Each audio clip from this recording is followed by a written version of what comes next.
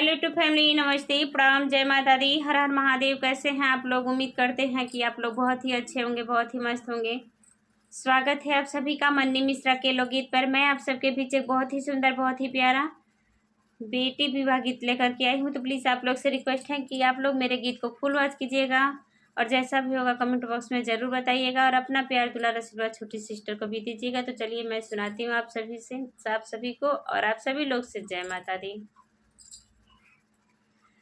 पूरब के देशवा से उठेली बदरिया, पछुआ के गई मडेराई हो।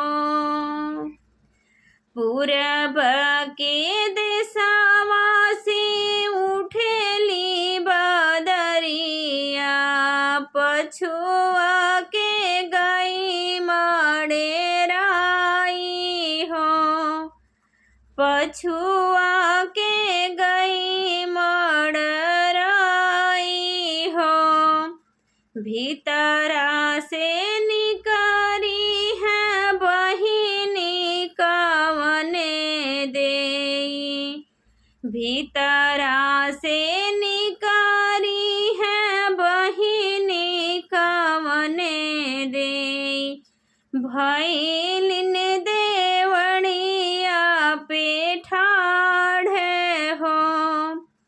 भैलिन देवड़िया पे ठाढ़े हो। आज की रतिया जिन बरसा बदरा हो। आज की रतिया जिन बरसा बदरा हो। सिंदूरा पारए से सिंदूरा पारए सिर मांगे हो। सिंदूरा पारए सिर मांगे हो। द्वार से आए हैं भैया कवने रामा। द्वारे से आए हैं भैया कवने रामा। सुना बहिनी अरज हमारे हो।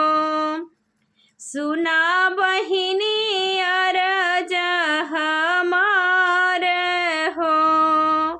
सोनावा के छत्र छवैबो मोरी बहिनी। सोनावा के छत्र छवैबो मोरी बहिनी। सिंदूर